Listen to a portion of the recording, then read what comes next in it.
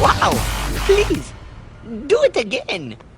Hey guys, what's going on? I'm Jericho120 and you're watching Disturbed Reality, and I'm back with you today to talk to you about another crowd control story. It's actually more of a crowd control concept.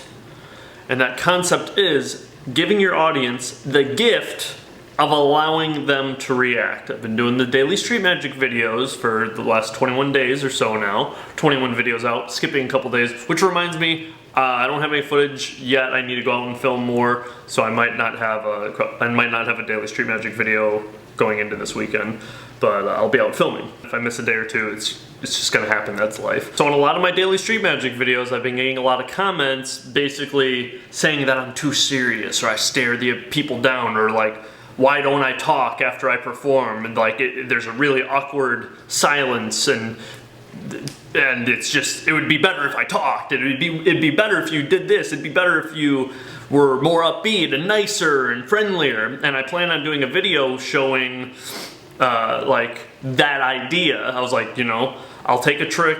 I'm gonna take one trick and I'm gonna go and perform it to a bunch of different people in two different styles. One being more the way I do it, and one being more the way that people online say I should do it or think I should do it. And I'm interested to see which way works out. The fact of the matter is, performers perform differently because it's what works for them. What you do isn't going to work for me. What I do isn't going to work for you. I wanted to talk about just this idea of giving your audience the gift of allowing them to react. That is why I stay quiet. That's why I'm calm and chill. A comedian doesn't laugh at his own jokes or have to explain why it's funny or why it's hilarious. As magicians, we shouldn't be amazed by the trick. We're amazing. We're not amazed. We know what's gonna happen. We're in control. So we don't need to be like, oh my, like, isn't that the craziest shit in the whole wide world? Can you believe that? Like, why would you react stronger than the person you're showing the magic to? That seems to be what I seem to gather from other people, as if you performing the trick should think the magic is as crazy as everyone else does, or the magician should think it's more crazy. The reason I'm silent is because I've been doing this for 15 years. The reason I let them react and I stay quiet is I'm trying to soak up all the emotions and let them react however they want, for as long as they want. And once I feel it gets to that like awkward silence, or okay, now it's time to move on to this part of the trick, or time to move on to a different trick, that's when I'll interject. You're just robbing your spectator of, you know, their enjoyment and the full reaction, and ultimately robbing yourself for doing all the hard work it took to get them to react like that. Again, what works for me might not work for you. What works for you probably won't work for me. So that's why you have to troubleshoot it yourself and try different performance styles, see what works. Try emulating different performers, and eventually you'll become, you know, your version of whatever magician. I know plenty of people that are like bubbly, happy, smiley, and like, isn't this cool? Like, and that works for them. Plenty of people perform the same way I do. I emulate all my stuff off of like Criss Angel and David Blaine, like the street magicians of the world, and Daniel Garcia. Like, Daniel Garcia is fun and bubbly and very interactive and personal with people, but he's also has like a serious side of him too. He knows when to flip which switch on and off. Find performers or magicians that you like and emulate them. Perform the way they do. Perform the tricks they do. Talk the way they do, and eventually you're gonna get into this like mold of your own creation. So you may get comparisons of like, oh, you're like Criss Angel, or oh, you're like David Copperfield. You have that kind of, that speaking ability of like a Penn Jillette, but a performance style of like, it's all gonna mix and mash and mold, and all of your favorite magicians emulated their favorite magicians. That's pretty much it. I'm going to keep inviting people on to do the daily street magic videos with me, and they're going to perform how they want. And that's a part of this whole daily street magic series, is other magicians come on, collaborate, perform on the street their style, and it might be opposite of mine. How are people going to react to different performance styles? How are people going to react to different effects and tricks and stuff like that. It's all one big like social experiment, almost for magicians in a way. So you guys will be able to watch like, oh, those two magicians did the same trick. Why did this way work better when he said this? But at the same point, you could argue, well, everyone's different, and maybe it's just that's the way that that person reacts. I often like when people are speechless and like confused and looking around. One of my favorite memories watching magic when I was a kid was when David Blaine came out with his first street magic special, I believe in 2001.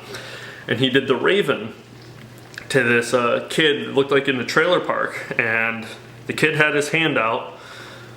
David had the coin on his hand, waves his hand over, and the coin disappears, and David shows his hand empty. And the kid is just kind of silent, has his hand out like this, with the coin vanish, and he's just kind of like silent, and he just says, "Cool."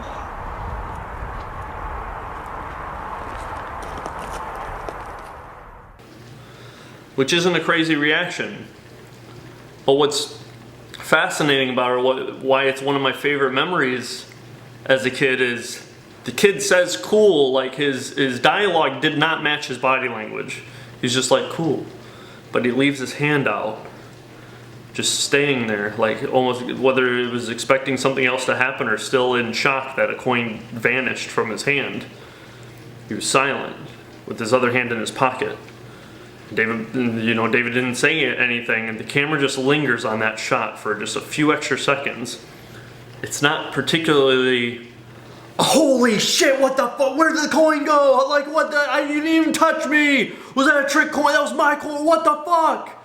He was just, cool. But his hand lingering there, and him just kind of staring at it for that extra 3 seconds makes it really cool, in my opinion, when I was watching as a kid. Cool.